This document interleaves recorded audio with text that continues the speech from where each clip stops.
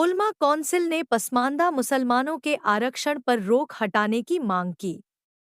आजमगढ़ राष्ट्रीय उलमा कौंसिल ने आज अन्याय दिवस मनाते हुए 10 अगस्त 1950 को मुस्लिम और ईसाई दलितों से आरक्षण छीनने के विरोध में प्रदर्शन किया। कौंसिल ने प्रधानमंत्री को संबोधित एक ज्ञापन जिलाधिकारी को सौंपा, जिसमें संविधान के अनुच्छेद 341 से धार्मिक प्रतिबंध हटाने की मांग की गई। कौंसिल का कहना है कि इस प्रतिबंध के कारण पसमानदा मुसलमानों को पिछले 70 सालों से आरक्षण से वंचित रखा गया है। इनकलाब इनकलाब इनकलाब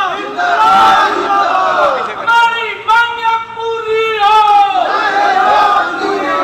हमारी 10 अगस्त है। ये 10 अगस्त का ही दिन सन 1950 में वो काला दिन था जिसे हम लोग आज अन्याय दिवस के तौर पर मना रहे हैं। आज जानते हैं अभी सुप्रीम कोर्ट में भी संविधान के आरक्षण को लेकर बड़ा एक फैसला किया और तमाम लगातार आरक्षण को लेकर ये मुद्दा उठता रहता है। 1936 में इस देश में आरक्षण लागू हुआ, 1936 से, और आरक्षण जो लागू किया गया था उसके पीछे जो आधार था वो धर्म कभी नहीं थी। आधार ये था कि जो समाज की सामाजिक स्थिति हो, जो आर्थिक स्थिति हो, जो शैक्षिक स्थिति हो, इसके आधार पर आरक्षण दिया गया था। तो जो दलित समाज जिसे एससी हम कहते हैं, शेड्यूल कास्ट और शेड्यूल ट्राइब, इन दो लोगों को, इन दो कैटेगरी को आरक्षण मिलता है। यह आरक्षण 1936 में जब पहली बार मिला तो ये चाहे वो हिंदू समाज के दलित हो, वो चाहे मुस्लिम समाज के हो, चाहे बौद्ध समाज के हो, चाहे ईसाई समाज के हो, चाहे किसी अन्य समाज के हो, धर्म के मानने वाले हों, सबको आरक्षण मिल रहा था। 1950 में पंडित जवाहरलाल नेहरू की सरकार, जो देश की सबसे तथाकथित सेकुलर सरकार थी, उसने एक संशोधन किया संविधान की आर्टिकल 341 में, सब क्लॉज 3 में एक अमेंडमेंट लाया। एक अनुच्छेद में बदलाव करते हुए उन्होंने ये कर दिया कि वो तमाम लोग जो हिंदू धर्म को छोड़कर किसी अन्य धर्म को मानते हैं, उस समाज के जो दलित लोग हैं उनको आरक्षण नहीं मिलेगा। उसके बाद ये 1950 में ये बदलाव लाया गया। उसके बाद सभी समाज का, सिर्फ हिंदू समाज के दलितों को छोड़ के सबका आरक्षण छीन लिया गया। आपने देखा उसके बाद आगे चलकर 80 के दशक में जो सिख समाज था उन्होंने आंदोलन किया, उनको दे दिया गया। बौद्ध समाज को दे दिया गया 90 के दशक में। पर जो मुसलमान हैं, जो माइनॉरिटी हैं, इस समाज से जो आने वाले दलित लोग हैं, उनका आरक्षण आज भी छुना हुआ है, जो उनका संवैधानिक अधिकार है। हम अक्सर सुनते हैं कि धर्म के आधार पर आरक्षण नहीं दिया जा सकता। तो हमारा सवाल ये है कि जब धर्म के आधार पर आरक्षण नहीं दिया जाता, संविधान ये कहता है, सुप्रीम कोर्ट ये कहती है, तो धर्म के आधार पर कोई सरकार कैसे किसी धर्म के लोगों का या किसी समाज के लोगों का आरक्षण छीन सकती है।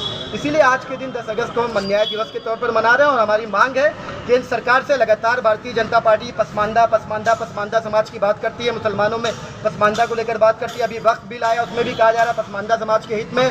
पसमानदा समाज का सबसे बड़ा हित इस बात में है कि जो 341 में जवाहरलाल नेहरू ने जो संशोधन करके पसमानदा समाज के आरक्षण को रोक लिया, उस संशोधन को नरेंद्र मोदी जी खत्म कर दे, पसमानदा समाज उससे खुश हो जाए। इंडिया गठबंधन को एक देखिए, आप जानते हैं हम लोग लगातार, इसीलिए राष्ट्रीय उलमा काउंसिल लगातार इस बात का संघर्ष कर रही है। और इंडिया गठबंधन, उसमें जो सबसे बड़ा दल है कांग्रेस के खिलाफ 2014 में जब उनकी केंद्र सरकार थी, केंद्र में दिल्ली में राष्ट्रीय उलमा काउंसिल के कार्यकर्ताओं ने 18 दिन तक भूख हड़ताल किया और ये बात का प्रण लिया कि या तो कांग्रेस हमें आरक्षण ये लौटाती है हमारे समाज को, अदरवाइज हम कांग्रेस को सत्ता से बेदखल कर देंगे। और राष्ट्रीय उलमा काउंसिल कांग्रेस को सत्ता से बेदखल करने में कामयाब हुई। और वही बात हम आज भारतीय जनता पार्टी से भी कह रहे हैं कि अगर आप सच में पसमानदा समाज के हितैषी, अगर आप सच में सबका साथ सबका विकास की बात करते हैं, तो ये एक मौका है कि एक ऐसी नज़ीर पेश कीजिए कि आने वाली नस्लें याद रखें। और अगर आप चाहते हैं कि अल्पसंख्यकों समाज आपकी तरफ झुकाव हो, तो आप कुछ इस तरह का कीजिए कि अल्पसंख्यक समाज को लगे कि उसके हित में भारतीय जनता पार्टी ने कुछ किया। और ये जो तथाकथित सेकुलर दल हैं, चाहे कांग्रेस हो, सपा हो, आरजेडी हो, चाहे अन्य दल हो, उनके मुंह पे ये गहरा तमाचा होगा। आपके सांसद अपने जिले के सांसद जी तो अभी नए नए बने हैं। अभी पिछले दिनों आपने देखा उनका जिस दिन स्वागत समारोह था,